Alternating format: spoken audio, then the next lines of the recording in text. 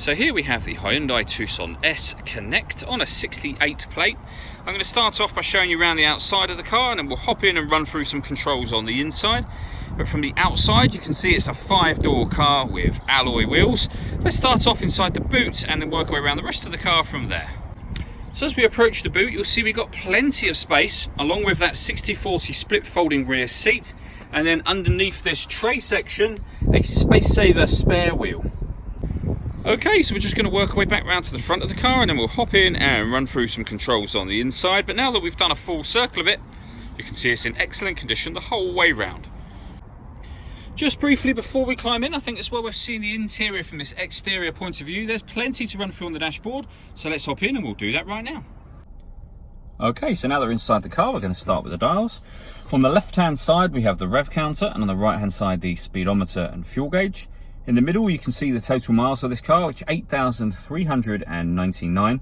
You can change the information that's displayed above that by using buttons on the steering wheel. So we've got things like digital readout for the speedometer, various different bits of fuel economy information, and other menus available to us as well, including user and driver car settings. To change that information, as I was doing, use these buttons just here. On the left hand side we have stereo controls, the ability to answer and end phone calls, and we have voice activation for the phone as well. So you can hit that button, ask it to dial anyone in your contacts list, and it will do that for you without you having to take your phone from your bag or pocket. That is, of course, once you paired the phone up, and that is done up on this touchscreen just here. If we hit all menus, you can see phone is just there. Once you pair the phone, you'll be able to make and receive phone calls. You can also then stream your music wirelessly via Bluetooth audio. If you plug in your smartphone via its USB input, you can see this car's got Android Auto and Apple CarPlay. On top of that, you can plug in a USB device with music on it and listen to it that way. And we've got auxiliary input as well. This car's also got a full color reversing camera, and you can see that being displayed now. And it's got guidelines to show you what direction the car is headed in relation to the image that you see on the screen, which does make it very easy to park. Working our way down, we have dual zone climate control, so you can adjust the passenger and driver temperatures, the fan speed up and down. You can determine where you'd like the air to be distributed.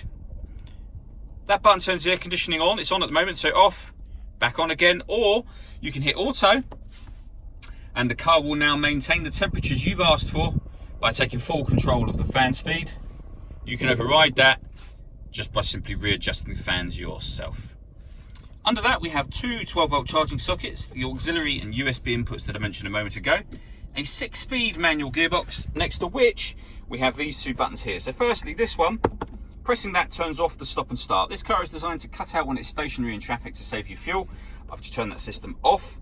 And this one turns on the downhill brake control. So if you know you're going to take the car off road, hit that button before you do so, and you'll know that you've turned it on, because you get the little green icon come up on that right hand side of the dash, as you can see. All that leaves me to say is thank you for taking the time to watch this video. If you'd like to come and see the car in person and have a test drive, please feel free to call any of our MJA sites. We'd love to hear from you soon.